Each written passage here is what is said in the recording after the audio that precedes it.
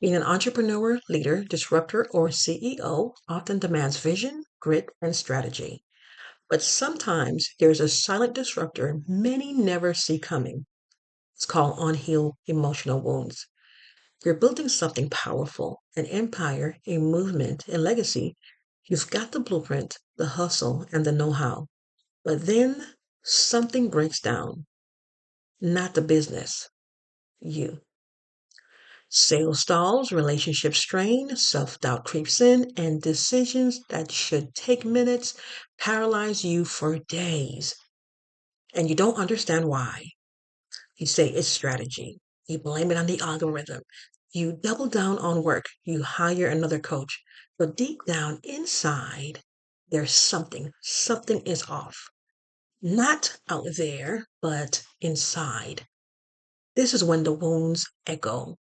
That betrayal that blurred your vision, the father who left, the first business that failed, that childhood moment when everyone or someone told you that you're not enough. These wounds don't vanish just because you built or you're building a brand or a business or an LLC. They echo in how you price your service, in how you show up or hide, in how you lead or shrink back.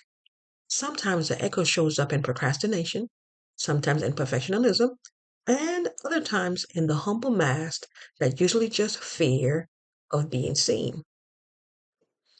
This isn't lazy. This isn't incompetence. This is self sabotage in a leadership disguise. Because unhealed trauma has a voice. And if you're aware, and you could very well be unaware, it will become the CEO of your business. Every time you pause on an opportunity, every time you undercharge because you just want help, every time you pull back when it's time to scale, it's not strategy. It's a scar speaking louder than your vision. But hear this, you were born to build differently, and you cannot build what you refuse to confront. Healing is not optional. If you want clarity, if you want to scale with peace and power, healing is a strategy. You're not behind. You're not broken. You're becoming aware. And that's the beginning of true power. This book wasn't written to expose you. It was written to empower you, to remind you that every sacred seed has a power to bloom if it's planted with care, watered with truth, and rooted in healing. Because when the wounds stop echoing, your voice gets louder, your decisions get clearer, your leadership becomes unstoppable.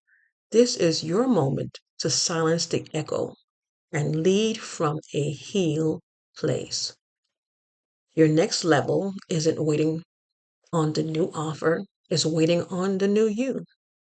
Join us in the Sacred Scar book project When the Wounds Echo by Dr. Lovella Mogere, myself.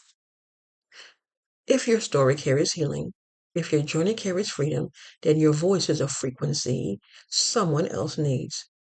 Become a co-author. Be the story that heals or helps unlock a generation of power, purpose, driven leaders.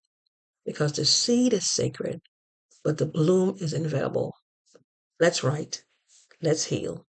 Let's lead together.